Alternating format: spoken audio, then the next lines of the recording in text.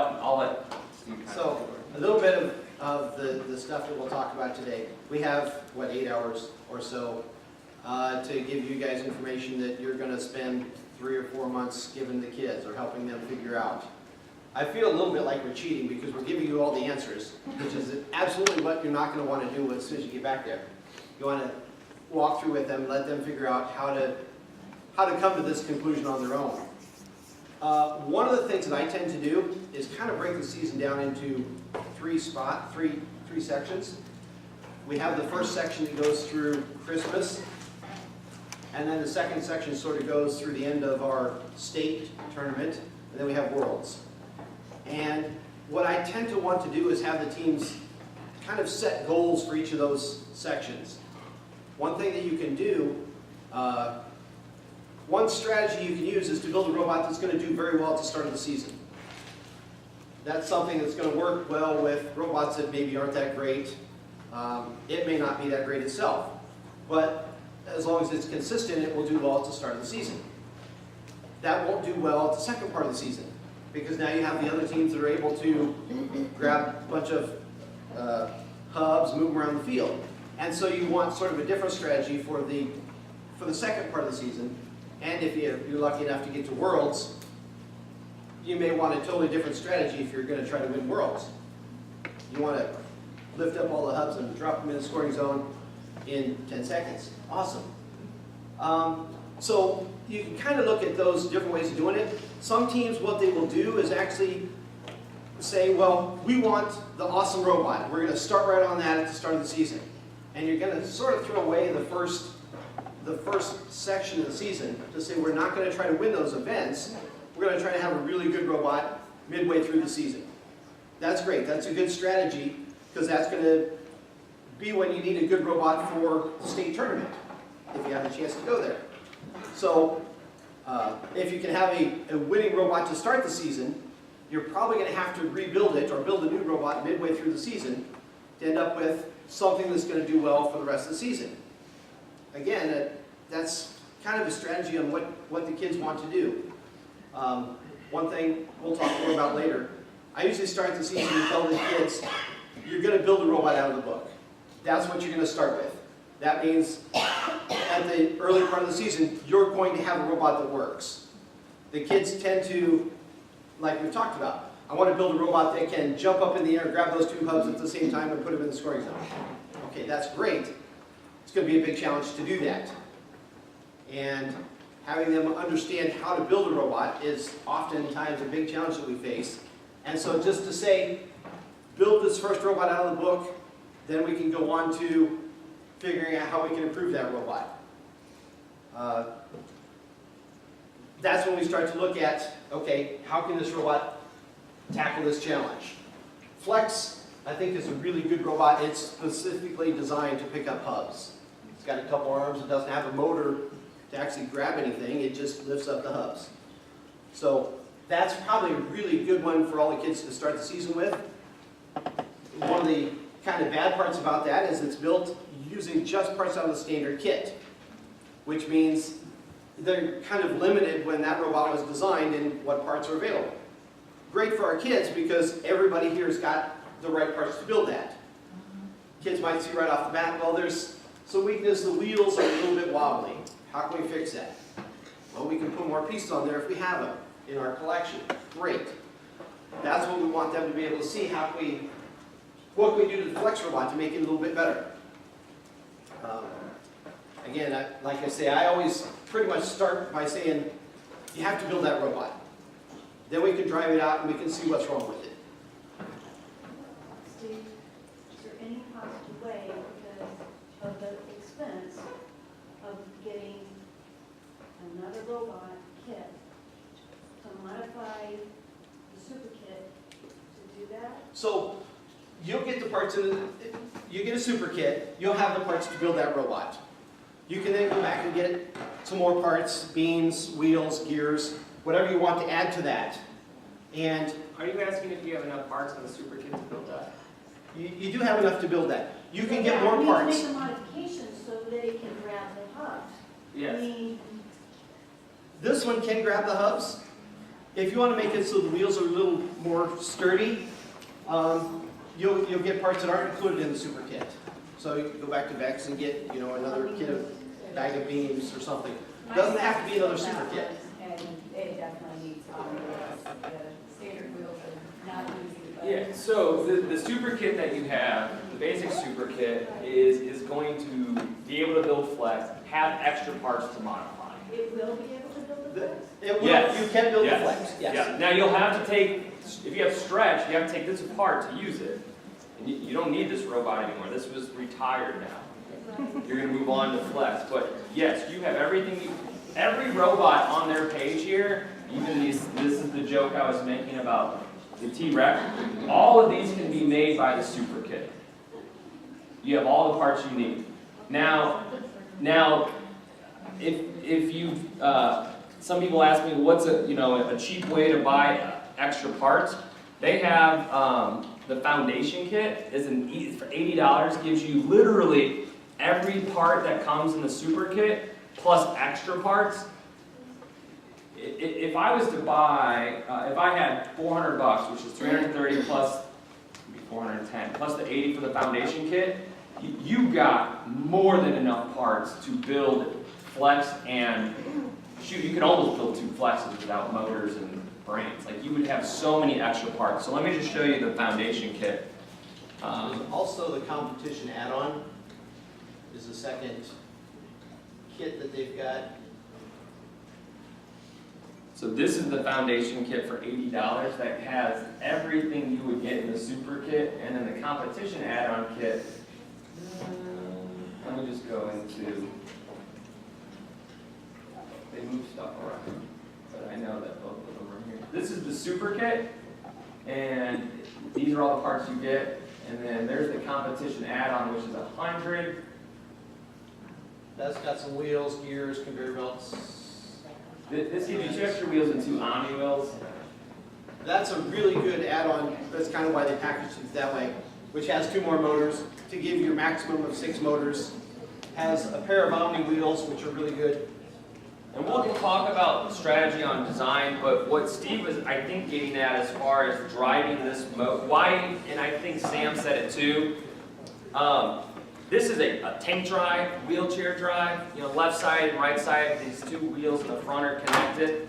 And in that, when you have these 2 wheels rotating together and you're going to try to turn with it, you're overcoming the friction of that rubber, and that's why you can see when this is up. That's why this thing shakes around so much, is because the wheels are actually scuffing as they rotate. It's like, and that's not going to be really smooth when you're trying to stack these hubs very carefully. So a very simple, cheap, easy way without redesigning your overall drivetrain is you could easily just replace these front 2 wheels with Omni wheels, so when it rotates, it's a little bit more smooth. And I'll show you what those Omni wheels look like. I don't know if you can go as far as replacing all 4 on that, but I know you could just do the front 2. And We'll talk about that. Okay. We're jumping ahead of ourselves. You have a question? Yeah, I just have a general question. Just at the beginning of the year, do you have the kids start from scratch again, or is that what most of the coaches do, or do you take them all apart and then make the kids rebuild it from scratch again at the beginning of the year? At the end of the year, I usually have the kids take all the robots apart that they've built, Okay. put them back in the kits as much as we can. And then, started this year, we'll have, like I say, they'll start from scratch and build one of those robots. Okay. And Flex. again, I want them to build that robot just like it is, so that they have a working robot. And quickly, and then I'll let you. No, please ask questions. Okay, it took us, last year was my first year, we didn't have, meeting Monday, we didn't have our robot completed until March. It was so time consuming, meeting Monday a week after school to almost 5 o'clock. And I don't know how people get in competition, getting in competition. That's where you can kind of jump ahead. If you build flex off the instructions, they have a robot. Now they can look at that and see what do they need to change on that robot. How can they make a robot? So some things that I would suggest. What grade students do you have? They're 4th and 5th. Okay. So some things that I would suggest, this is a 36-page document that has, and it's loading, 100 steps, for example. It's broken into, and it goes in order, like a house. You build the foundation, which is the drivetrain. You build the support structure for the arm. Then you build the claw and the claw and lifting, grabbing mechanism appendage. You can segment this out into different groups so that you have one group of the students that are building the drive base.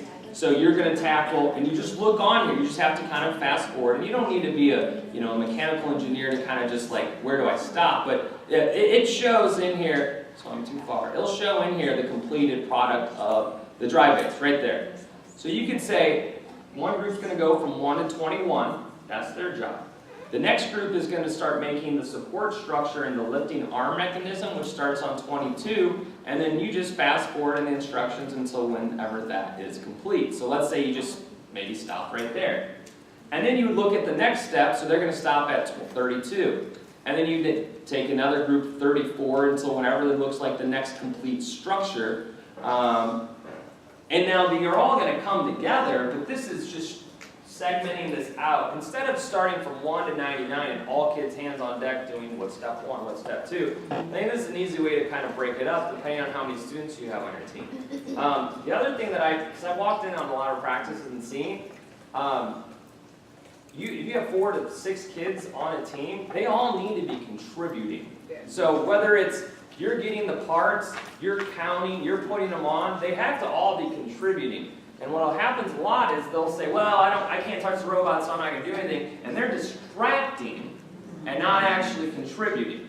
So it's an ongoing theme that I usually say, and we'll talk about this, about a strategy of how you form your team and things like that. But you should have objectives on the board of saying, we're getting the first 10 steps done today, and here's are the students that are doing it. And when they're not doing something, you point to the board and say, have you done this yet? Get on it. And you're constantly saying, what have you done today to benefit the team? That's like an ongoing theme that it's instead of saying, do something, they know what they're supposed to do. So that's my suggestion on that. And you need to make deadlines. So I know this is really hard to do, but setting deadlines of saying, we're giving 4 practices to build flex. If you guys aren't getting this done in those 4 practices, you need to, I don't know if this isn't going to work for everyone, but resource time, you need to come in and work on it. Lunchtime, you're coming in and working on it. I mean, recess, your work, whatever it might be. I know that might not be realistic for all of you, and you'll say, you don't know what you're talking about because that doesn't work for us. But I think it is okay and healthy for students to take extra time to work on their robot during recess or something, to show that they're dedicated to the team. I think that's okay. We can argue that, but we don't want to get into discussion about it. So, all right. Some of them want to. Some of them, you can't get them out of your room. Stop. Yeah. So, let's go back to competitiveness. Sorry. So one of the things you'll do, so we talked a little bit about the possible score. 47 points, most you can get in this. And I think last year we were looking at 250. A lot. Yeah. And so, first thing kids will do is look at that and say, well, that's not very many points. Well, it kind of doesn't matter because everybody's playing on the same field. Everybody's playing the same game. It doesn't matter, you don't have to try to get 47 points. You have to try to get more than everybody else. Or as many as you can. So the thing to kind of do is sit down with them and say, well, what's a realistic score now? We know we can stack 17 hubs on top of each other and get 47 points. But what's the most we can realistically get, which I think, on a good day, if you get 4 in each of these, and stack all the rest of the hubs on top, how many points would that be? Any guesses? It should be 7 less. That's a teacher moment. Should be about 40 Any points. guesses? Good answer. 40 points. That should be 8 hubs on bottom. Then we have, how many, 5, 6, 7, 8, 9. 9 that are worth 2 points. And 2 that are worth 4 points. Because we're going to assume that these are all on top. something fancy like this, right? Is that right? Does that have 40 points? So we have that plus 8 points where the 2 robots hanging up on the high goal. Now, the thing to look at right off the bat is we can't really assume that our teammate is going to get up on the high bar, right? We'll assume that they can get 1 point. They can actually drive the robot, park it right there. Okay, so we can get 37 points is pretty much the max. Still hard because we have to stack something like this. These are over there. We've got 3 hubs stacked on those, which is not very easy. So you're looking at that. Yeah, it's gonna be, that'll be a challenge. Yeah. Right. Possibly looking at, well, that's going to be kind of tough. What I have already told some of our teams, if we can assume that we can get 4 hubs there, and we can assume that we can get 4 hubs here, and we're going to try to score these high point, we're going to go for this score right here, which is 8, 16, plus, even if we're just parking our robot, 17, 18 points. How is that, wait, aren't those other ones 3 each plus? These are, 4. actually, right. You got some points I didn't get, 20 points. So, I took them off, that's 1 point apiece. Yeah, okay. Stacked them up here, that's 4, that's 4. So the bottom ones, So these should be 1 point apiece, right? So I'm going to have 4 here, I'll have 4 over there. So that's my 8. Took that off, 9, 10, 14, 18. I'm going to park my 2 robots for 1 point apiece, 19, 20. 20 points. That seemed like a reasonable score? We can talk with the kids about that. If they can get 20 points in every single one of their matches, they will probably do pretty well in the first part of the season. And part of that is assuming that the other team's going to help. This one's really nice because with this, if my team can get some hubs right over here, I can ask the other team to push the hubs into the corner. You don't have to worry about getting them over the blue bars. I'm getting them all over here.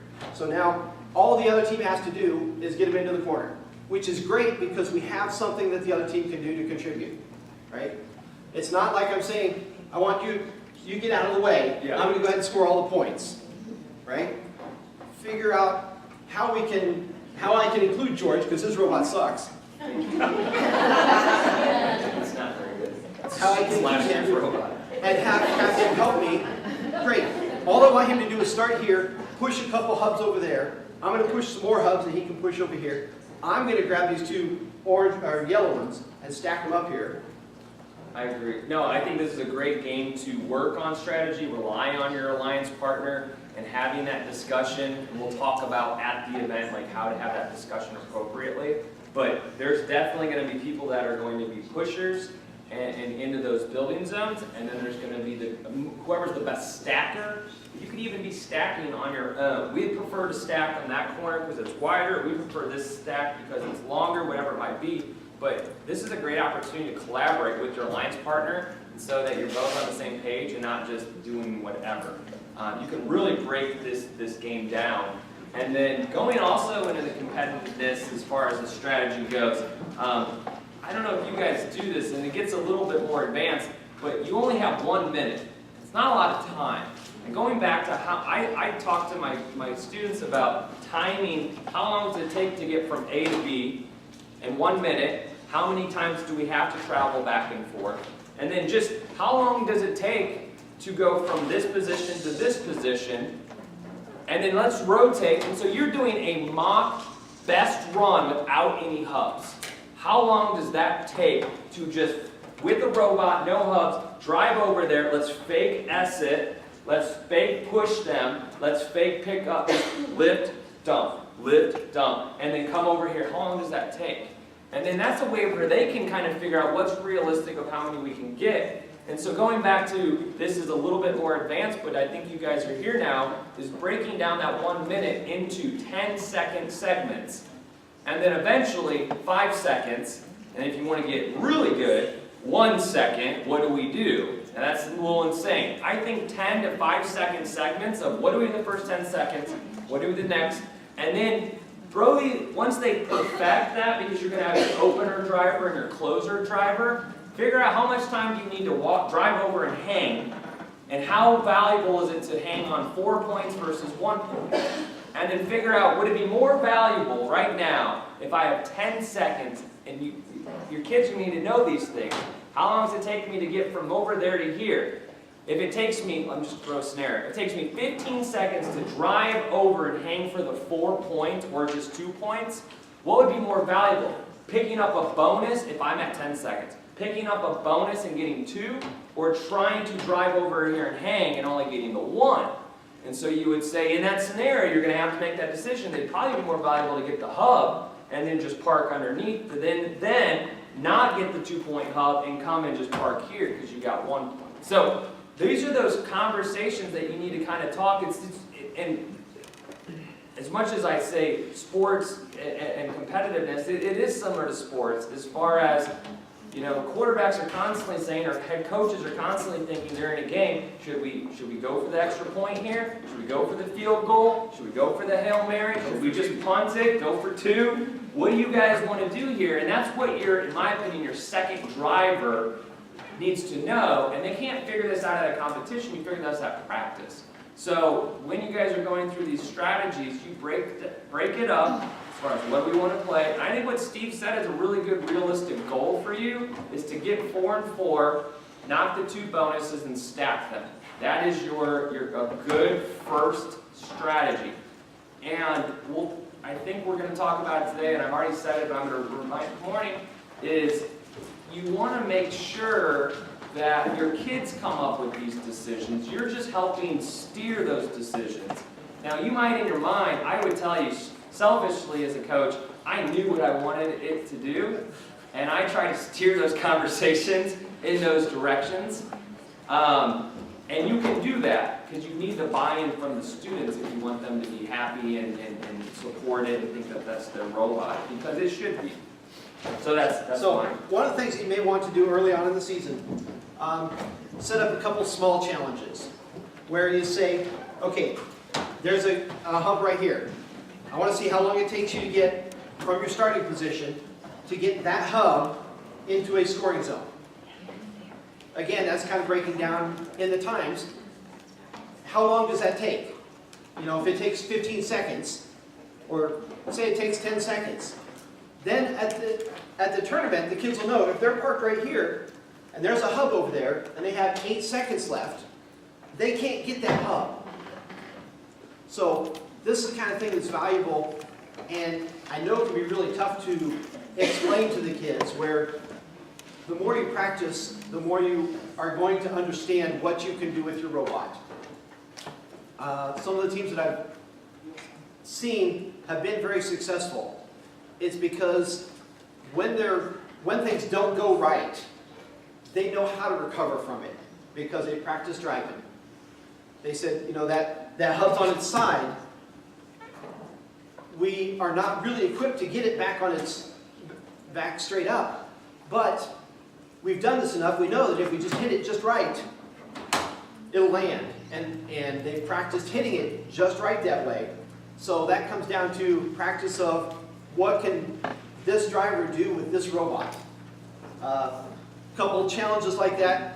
Like I say, see how long it takes them to get a hub from here back to there with the robot starting either in their starting position, or probably better yet, have it starting down against this wall, just like they just finished scoring a hub. How long is it going to take them to get back over, grab this hub, take it back, and score it? That way they know, well, if that's how long it takes, how many hubs can we get in a minute? If it takes 10 seconds, we can get 6 hubs. Pretty easy. Okay, I just want to clarify something. They can run over the blue bars? They can drive wherever they want to on the field. Okay, so they can go over there, and so they can even just shove the hubs over too. They can try to push the hubs over. From there. They're not going to push over very easily. Right, but the other team on this side could pick them up and Right. pick them up. Yes, absolutely. At least to get to there. The So they thing- don't have to go through the S if they don't want. If you have a team that's really efficient at picking up, like if you want to line them all up on here and they're picking up and stacking, you could, that's an idea. Yeah. That's a real challenge because you don't know what your partner can do going Yeah. into the day. One of the things that I've seen one of my teams already suggest, well, we can just turn the hub on its side and roll it. That's great, but can the other team do anything with that hub? Yeah. Because if they have flex, it's not designed to pick up hubs that are on its side. Okay, it's great if you know that you have a teammate that can do that, or there's some other way that you can set them up when you get back over here, but meanwhile, your teammate might not be scoring. As far as strategy, last year was our first year, but from a business perspective, so my wife is the teacher and I was just helping her, but the life skills that we can teach them here is the competitiveness in the, when you're first talking to each other's team, it's to learn how to market your idea and to sell your idea. So there's a game strategy right there, just in the initial conversation. We practice that. Yeah. A lot of times, my team was successful in that part of it. Right. We weren't too successful in the other part. You were probably more successful in the other part because you were able to work with your teams well. Right. That's very important to be able to do. A couple years ago at Worlds, I had a team and they were able to score 144 points by themselves. Assuming if the other team didn't get in the way. Right. And that's what I was going to say about the board. And unfortunately, they practiced, they showed how the robot worked, and then the moms of the other team said, well, but what's our team going to do? Well, you can help them score 95 points, which is ultimately what happened. Instead of our team scoring 144 points, the other team helped, and we scored 95. Yay. That's one of the big challenges that we kind of face as coaches, is how to present this to the students, to say, in this, somebody's going to be selfish. Right. Either I want to score as many points as I can, and you're going to step off to the side, or you're going to be selfish and force that you're going to help me score less points. I think this is a challenge where that's not so much of a problem, because there's not a way that one robot can control a lot of this. They've done a good job this year. In every season before this, it was who could control the most game objects. That was who was going to win. If a team could pick up all the balls, all the hubs, they were going to win. They were going to do well at every tournament. This season, they're limited. They can only pick up one. And so that's going to even things out a whole lot to say, you're going to have to help me by doing something while I'm picking up one hub and moving it. I may be able to move it really quick, but still, it's not going to come down to who has the best parent-designed robot. It's efficiency and congestion on the board, and that's the key. Yeah. And to your point, I think one of the, in my opinion, like you said, the more valuable things about this is getting the two engineers to work together. Our engineering staff to work with your engineering staff to figure out how we're going to solve this problem. And I've been really proud to see some of my kids go and say, they rush up, this is what our robot can do. It can be a real challenge if our strategies don't mesh well, to say, well, I know, but we can actually score. We can grab both those and score them. And sometimes that means his robot did that one day in practice out of 1,000 tries. They were able to grab both those. Or it means they do that every single time. And that's really hard to get the kids to sort of understand. What I tend to do, I tell the kids, look at the scoreboard for the day. If the team you're going with is higher ranked than you are, listen to what they have to say. They've probably done something a little bit better than you have today. Listen to them. If you look and see that you're a little bit higher, kind of show that to the other team. Again, it's tough. Show, maybe your strategy is working out better than the other team. And so that's kind of one of the things that I'll point out to the teams is look where you're ranked for the day. If you're going with the last place team, you need to set the strategy.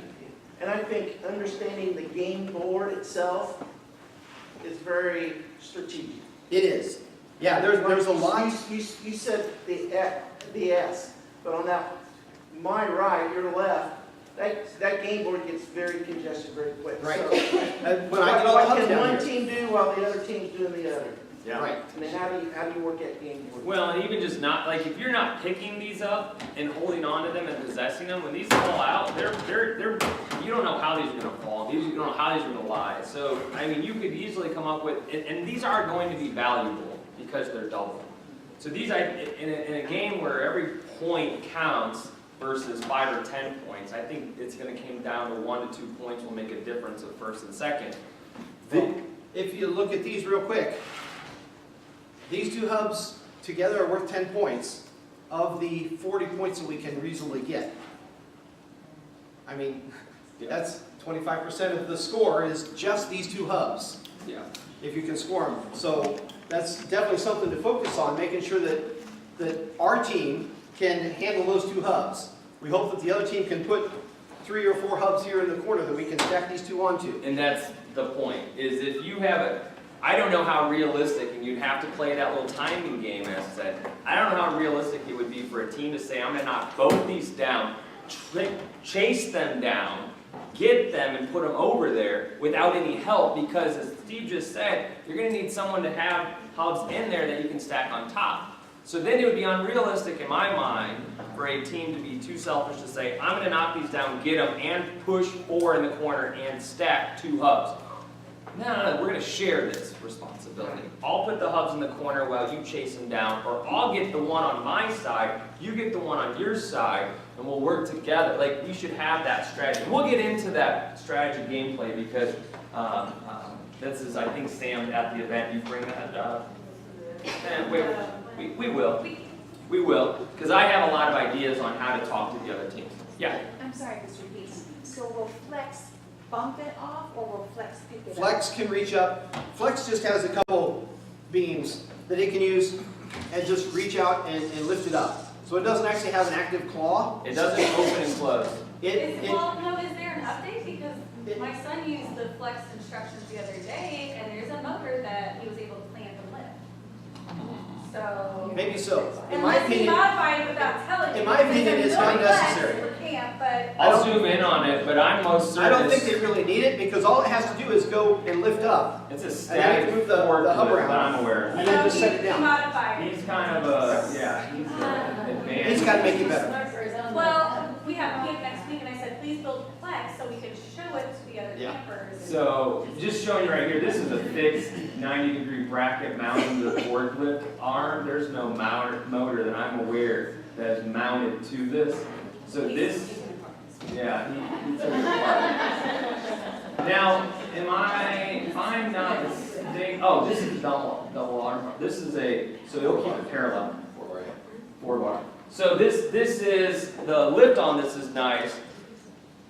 So this is a discussion I had with my first year teachers, is that the claw bot, if you remember, was a fixed axle right here which rotated like this. And so if you were stacking, We'll talk more about that later. you're getting at an angle. The nice thing is we're talking about this arm bar is similar to stretch, which keeps the hub parallel. So when you're stacking, you're not stacking at an angle. But yeah, we'll break those down for you as well. We actually have 5 more minutes to talk about competitiveness. We're doing like wonderful on timing. Back to the scoring. These hubs, you take them off 1 point, you stack them 4 points, 5 points, right? 10 points. We talked about the score we want to aim for, 20 points, right? We've got 10 of them right there. So that's something that you can probably, I would encourage you to have a team that practices just grabbing these 2 hubs and stacking them up. If you can scoot some more over, that's great. Essentially, if the other team can grab the 3 hubs over here and stack them, your job is to stack those 2. Now you've got half your points right there at least. Once you stack them, doesn't the base also double? It doesn't change the score of anything. Yeah, it's No, it's just all- the yellow. It doesn't affect Each when one of it's these touching hubs, or anything. so this is always just 1 point because it's on the ground. Oh, okay. It's in the scoring zone on the ground. So these will be whatever they are, in this case, 4 points on top, Got it. 2 points on top. Got it. What if And the yellow's again- on the floor? Yellows on 4 would be 2 points. Just there. 2? Yep, Okay. yes, the yellow on the floor is 2 And for points. some reason, they don't get it up there. It's 2 points Right, on the. right. I think- Still worth twice as much as this. 2. There's a scoring bracket, sorry. Right, we'll just put this guy right here, I think he goes. So 1 for the ground, 2 for up top. So anything down here is 1, since this is a multiplier, that would be downward 2. This is where the multiplier is 2, downward 4. This, the Flex robot, as you may have seen a little bit ago, has a hook on it. I think that's just enough to lift it off the ground. So they'll, with that stock robot, they can get 2 points for being a little bit off the ground. It's not strong enough to pull it up to the floor. Yeah, I don't think, that, I've heard that as well. That's probably by design. That way we have something to work on. We can look at that and say, well, how can we make it so they can get up high enough to get to 4 points? So here it is. This is the hook that it has on Flex. But it's just like, I mean, it's just like stretch last year. These were flimsy. We knew these were flimsy. And I would say, you built this. This is an easy opportunity for the students to just redesign the claw to pick up the rings a little bit more consistently, maybe pick up more, so that they don't, I mean, if this was really flimsy, and that's okay. Like, you shouldn't have the kids get upset and like, this design sucks. Well, good, make it better. Engineer is a better solution. I mean, that's what this is all about. So, yeah, don't show up with exactly what you have on Flex. And then I challenge you as second-year coaches now to not show up with just Flex. So Good starting point, though. another thing about that is there will be plenty of teams at the tournament with that 100% stock robot. They didn't realize they could do anything different to it. That's okay. The teams that will do well are the ones where, again, the drivers have practiced driving this robot. They know what it can do. That's one strategy that you can take. You'll end up with some students that aren't so excited about building, they want to drive. Right? I want to drive the robot. Great. Practice driving that robot. You can get good at driving that robot. Flex, you can figure out how to score these 2 hubs consistently. You're going to do well. That's, again, one of the keys is to have them practice driving. So that even if they don't have the best robot, they can drive it very well. And they should be practice driving these just like you would have a basketball player shooting free throws. I mean, hang 10 times. Now the next student, hang 10 times. I want you to pick up a hub and stack it. Pick up and just that over and over again. I just want you to go and pick up a hub, turn around. Now do it again. Pick up a hub, just so that this gets in their muscle memory that they can do this blindfolded. That's why, I mean, that's why you see Steph Curry making these crazy shots, because he can just shoot it blindfolded at any time because he's taking so many shots. So we want to make Steph Curry's of robotics by getting them, you know, consistently being able to, I can pick up a hub anywhere, in any angle, and stack it because I've done it so many times over and over again. Just doing a practice run, a 1-minute practice run over and over again, that's too advanced in my mind. I think you get to start with just pick up a hub. All right, now pick it up again. Now pick it up again. Now pick it up again. I don't want to do it again. Keep going. Now do it backwards. Pick it up from the side. Pick it up. Like, just keep practicing that. And that's what coaches do in basketball. You're just running through drills. And in basketball practice, football practice, you don't play a whole game. You do that later in the season or later maybe at the end of practice. You're practicing one shot, one layup. You're practicing picking up. You're practicing placing, practicing placing on its side, practicing hanging. Get the point. One of the things. Go ahead. One of the things that we've had a couple teams, and again, we do practice. The teams that get good at, you know, this is what I'm going to do, this is what you're going to do. And we'll have a pair of teams that work together a lot. They understand, okay, we go to the field, you know your part, I know my part. We've practiced it a lot. What I will do as a coach, then I will turn around and say, you have to do something different. You have to switch sides. And the kids look at me like, what? Well, you're going to go with different teams that have different things that they can do. Okay, we'll switch sides. They get comfortable with that. Okay, now you just have to come up with a different strategy. You were getting those hubs. You have to let them get those hubs. Well, they can't get them. Okay, well, what can you do where you're not the one getting those hubs? Well, I don't know. Come up with a strategy. This is something where you can kind of push them, especially again if you have more than one team, to be able to say, okay, try something different. I know you've practiced that lots and lots and lots, but try something different.